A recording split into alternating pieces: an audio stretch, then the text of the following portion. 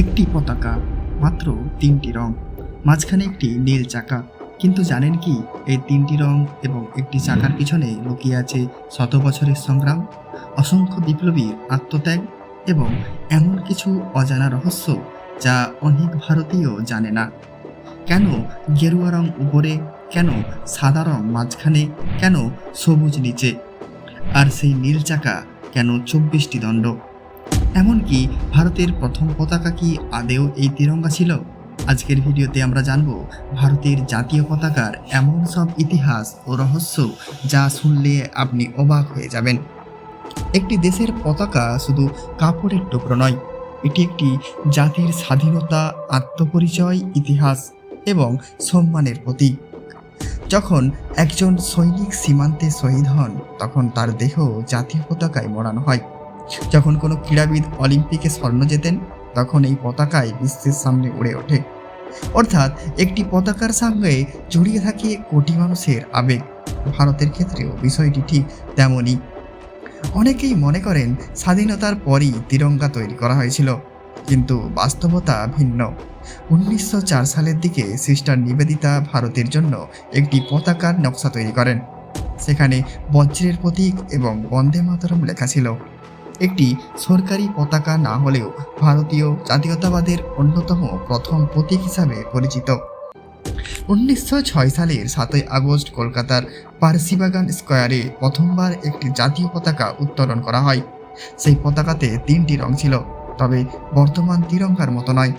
সবুজ, হলুদ এবং লাল রঙের ৩টি অনুভূমিক অংশ ছিল। উপরের ৮টি পদ্মফুল, মাঝখানে বন্দে মাতরম লেখা, নিচে সূর্য ও চাঁদের প্রতীক। এই পতাকা ভারতের স্বাধীনতার দাবিকে নতুন শক্তি দেয়। ১৯০৭ সালে জার্মানির স্টুটগার্টে স্বাধীনতা সংগ্রামী ভিকাজি কামা বিশ্বের সামনে ভারতের একটি পতাকা উত্তোলন করেন। এটি ছিল অত্যন্ত সাহসী পদক্ষেপ, কারণ তখন ভারত ছিল ব্রিটিশ শাসনের অধীন। একজন ভারতীয় নারী আন্তর্জাতিক মঞ্চে ভারতের স্বাধীনতার দাবি জানিয়ে পতাকা উড়িয়েছিলেন। এই ঘটনাটি আজও ইতিহাসে স্মরণীয়। পরবর্তী কয়েক বছরে বহু ধরনের পতাকার নকশা তৈরি হয়, কারণ তখনও ভারতের কোনো স্থায়ী জাতীয় পতাকা ছিল না। স্বাধীনতা আন্দোলনের সঙ্গে সঙ্গে মানুষ এমন একটি পতাকা চাইছিল যা পুরো দেশকে একত্রিত করবে।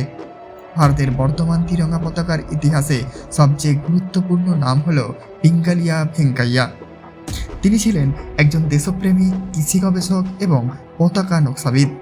তিনি বহু বছর ধরে বিশ্বের বিভিন্ন দেশের পতাকা নিয়ে গবেষণা করছিলেন। তারপর ভারতের জন্য একটি নতুন পতাকার নকশা তৈরি করেন। ১৯২১ সালে তিনি মহাত্মা গান্ধীর সামনে সেই নকশা উপস্থাপন করেন।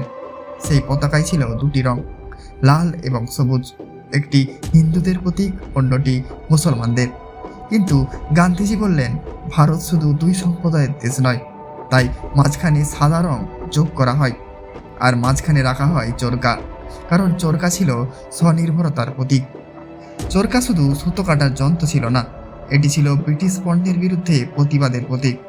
গান্ধীজি চাইতেন ভারতীয়রা নিজেরাই কাপড় তৈরি করুক, স্বদেশী আন্দোলনের মূল প্রতীক হয়ে উঠুক। তাই পতাকার মাঝখানে চরকার স্থান দেওয়া হয়। ১৯৩১ সালে কংগ্রেস আনুষ্ঠানিকভাবে একটি নতুন তিরঙ্গা গ্রহণ করে, গেরুয়া, সাদা এবং সবুজ। মাঝখানে নীল রঙের পরিবর্তে চরকা ছিল। এই পতাকাই বর্তমান জাতীয় পতাকার ভিত্তি, কারণ রঙের বিন্যাস আজকের মতোই ছিল। ১৯৪৭ সালে যখন স্বাধীনতা নিশ্চিত হয়ে যায়, তখন একটি প্রশ্ন সামনে আসে, স্বাধীন ভারতের জাতীয় পতাকা কেমন হবে? অনেক আলোচনা হয়, শেষ পর্যন্ত সিদ্ধান্ত নেওয়া হয় তিরঙ্গা থাকবে, কিন্তু চরকার পরিবর্তে থাকবে অশোক চক্র। কারণ চরকা একটি রাজনৈতিক আন্দোলনের প্রতীক হলেও অশোক চক্র পুরো ভারতের ঐতিহ্য ও ন্যায় বিচারের প্রতীক। ভারতের গণপরিষদ ২২শে জুলাই ১৯৪৭ সালের বর্তমান জাতীয় পতাকা অনুমোদন করে। স্বাধীনতার কয়েক সপ্তাহ আগেই পতাকাটি চূড়ান্ত হয়।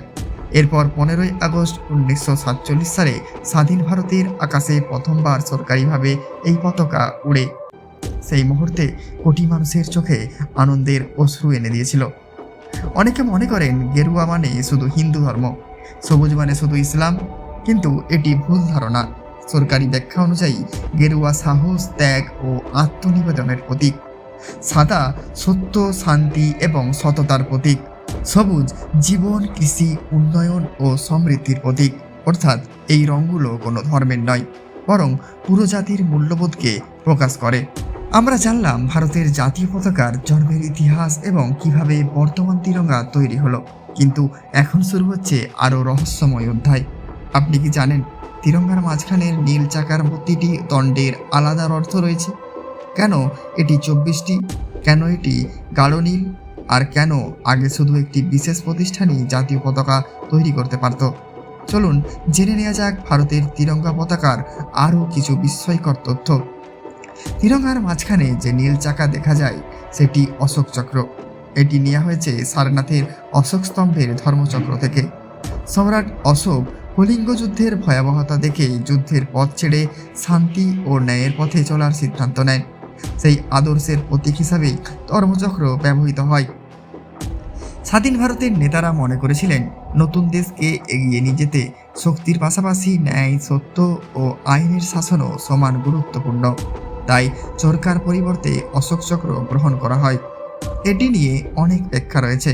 সবচেয়ে প্রচলিত ব্যাখ্যা হল 24টি দণ্ড মানুষের 24টি নৈতিক গুণের প্রতীক, যেমন সত্য, ন্যায়, সাহস, ধৈর্য, সততা, দয়া, সংযম, ক্ষমা, শৃঙ্খলা, আত্মনিয়ন্ত্রণ, সহনশীলতা, পরিশ্রম, জ্ঞান, প্রজ্ঞা, করুণা, দায়িত্ববোধ, ঐক্য, সমতা, আত্মবিশ্বাস, সেবা, নিষ্ঠা, উদ্যম, উন্নতি এবং মানবতা।